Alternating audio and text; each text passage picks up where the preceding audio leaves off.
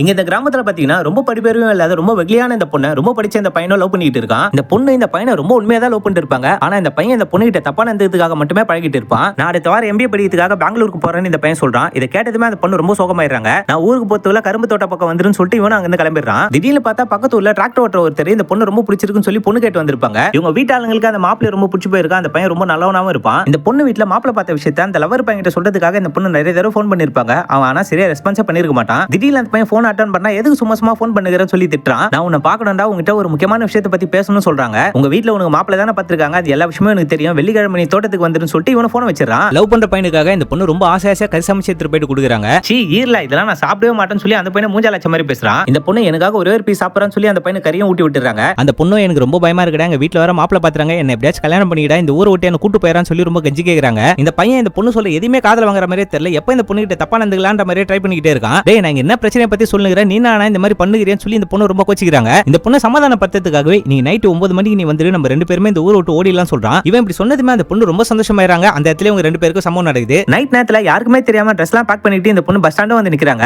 ஆனா விடிய விடிய இந்த பொண்ணு வெயிட் பண்ணிக்கிட்டே இருக்காங்க. ஆனா அவன் வரவே இல்ல. அதனாலே இந்த பொண்ணு ரொம்ப மனசொஞ்சு போயிட்டு மறுபடியும் வீட்டுக்கும் போயிடுறாங்க. வீட்டுல அவங்களோட அம்மா ஊரையே கூட்டி வச்சிருக்காங்க. இந்த பொண்ணுக்கு ரொம்ப அசிங்கமா போயிடுது. இந்த பொண்ணையும் போட்டு அடிக்கிறாங்க. இந்த பொண்ணு எப்பவுமே அவனோட ஞாபகமாவே இருக்காங்க. பக்கத்து ஊர்ல இருக்க ஒரு கோழி பண்ணிக்கு வேலைக்கு போயிடுறாங்க. இந்த பொண்ணு பார்த்துட்டு போனவனே இந்த பொண்ணு பஸ் ஸ்டாண்ட்ல பாக்குறான். பஸ் வரதுக்கு 1 மணி நேரம் ஆகும், நானே உங்களை டிராப் பண்ணிடுறேன் வாங்கன்னு சொல்றான். இந்த பொண்ணு இவன் சொன்னது எதுவுமே காதுல வாங்க மாட்டாங்க. இவங்க பாட்டு நடந்து போய்கிட்டே இருக்காங்க. இந்த பொண்ணு பார்த்துட்டு போன பையன் இந்த பொண்ணு வேற ஏதோ ஒரு பையன் கூட ஓடி போனதுக்காக ட்ரை பண்ண விஷயம் தெரிஞ்சும் இந்த பொண்ணு மறுபடியும் கல்யாணம் பண்ணிக்கிறதுக்காகவே ட்ரை பண்றான். அந்த நேரத்தில் தான் ஒரு குட்டி பையன் ஒரு லெட்டர் எடுத்து வந்து கொடுக்குறான். அதை படிச்சு பார்த்ததுமே இந்த பொண்ணு நிச்சயம் பண்ண அந்த பையனை போயிட்டு மீட் பண்றாங்க. நான் லவ் பண்ண பையன் 2 மாசத்துக்கு முன்னாடியே என்ன ஏமாத்திட்டு போயிட்டான்னு நினைச்சேன். இன்னைக்கு அவன் என்ன மீட் பண்றதுக்காக வரேன்னு சொல்லியிருக்கான். உங்க வீட்ல சொல்லி இந்த கல்யாணத்தை நிறுத்திடுங்க, நீங்க வேற எதனா ஒரு நல்ல பொண்ணா பார்த்து கல்யாணம் பண்ணீங்கன்னு சொல்லிட்டு இந்த பொண்ணு அங்க இருந்து கிளம்பிடுறாங்க. நைட் நேரத்துல இந்த பொண்ணு லவ் பண்ண பையனை மீட் பண்றதுக்காக போறாங்க. இல்ல ஒரு எமர்ஜென்சி சிச்சுவேஷன், அதனால தான் நீங்க நைட் என்னால அங்க வர முடியல, நாங்க ஃபேமிலியே பெங்களூருக்கு போயிட்டோம்னு இவன் சொல்றான். என்ன ஏமாத்திட்டு போயிடாதடா, தயவு செஞ்சு என்ன கல்யாணம் பண்ணிக்கிட்டான்னு சொல்லி இந்த பொண்ணு ரொம்ப ஒரு மாதிரி கெஞ்சி கேக்குறாங்க. நீ அதெல்லாம் நினைச்சு எதுவும் ஃபீல் பண்ணிருக்காத, நான் உன்னை பாத்துக்கிறேன்னு சொல்றான். இந்த பொண்ணு எது சொன்னாலுமே நம்பினுறாங்க. டக்குன்னு இந்த பையனையும் கட்டுப்பிடிச்சிடுறாங்க. இந்த பையனை இதெல்லாம் சாக்குன்னு சொல்லி இந்த பொண்ணு கிட்ட தப்பான இருந்ததுக்காக ட்ரை பண்றான். இந்த பொண்ணு பயங்கர டென்ஷன் ஆயிட்டு அந்த இடத்துல அவனை எட்டு வச்சிடறாங்க. அவனும் அந்த குளத்திலே போய் விழுந்துறான். அடுத்த நாள் இந்த பொண்ணு பார்த்துட்டு போன அந்த பையனை போய் மீட் பண்றாங்க. இந்த பையன் கிட்ட ஏதோ ஒன்று சொல்றதுக்காக இவங்களும் ட்ரை பண்றாங்க.